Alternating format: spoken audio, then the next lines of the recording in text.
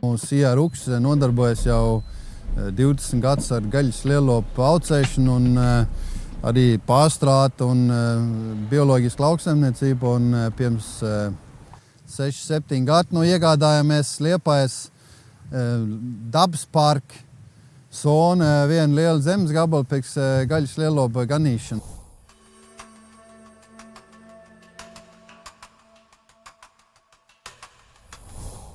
Mums jau kautu ir, tur ir office, tur viss administratīvā daļa notiek. Tad ir zemniecība tepat Kazdāngā, tur ir visintensīvākais lopkopība, var teikt. Tur mums ir nobarošanas kūts, un tur mēs mājas barību un baro un strādā lopiem. Tad ir ēdoli, tur mums ir vasaras ganības un sienlauks un pļavas viss, un tad ir pie Liepājas esar, kur ir dabas pļavas. Sijā Ruks apstrādā aptuveni 1000 hektāru zeme. Mums ir uz to brīdi ap 600 lielops, tas ir sititai, govs un nobarojuma un viss pārējais. Un galvenais pamat darbība ir gaļas lielopu audzēšana un viņu nobarošana. Tas nozīmē, ka visa zeme, kas mums ir, tik izmantot lielopu barību sagatavošanu un pārējais ir lielopu ganīšana. Tad viss zemniecība grosās tikai un vienīgais ap gaļas lielopiem. Pamatī Herefords šķirnes lops, viņi ļoti vienkārši strādāt.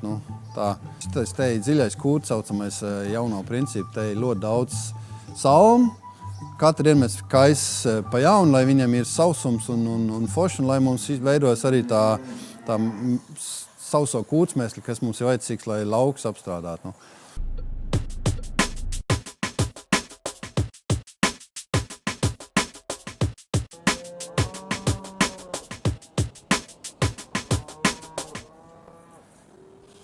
Bija pasaka, lai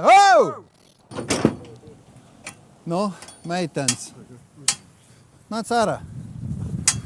Saputējos. Tur ir bērni, busi. Nāc ārā, neraud. 15 govs ar teliem, kur tik pāvēst no viena aploka uz cits aploka, no viena novietna uz cits novietna.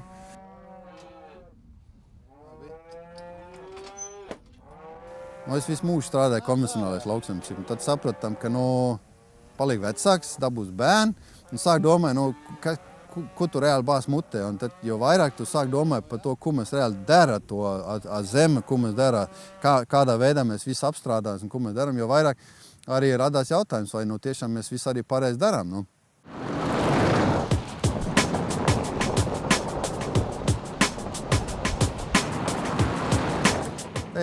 Dabiski pļauti, nekas nav izdarīt jau no viduslaikiem, es domāju, un piedāvāja pievienoties viņa programmu, tas Grasslife.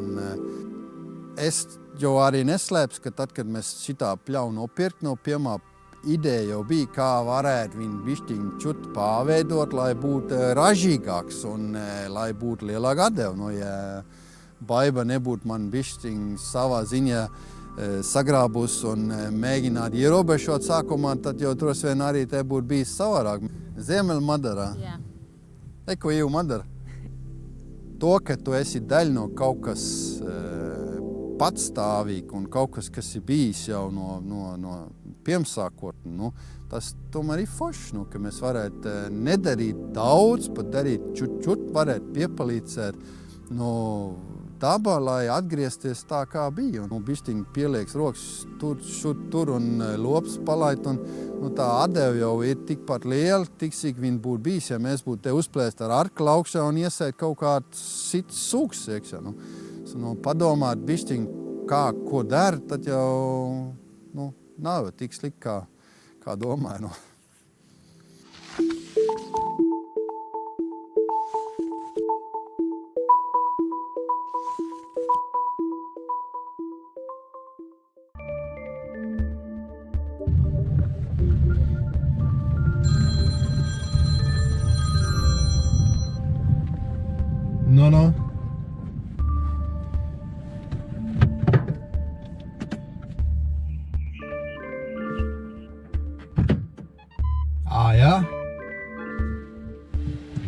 ko?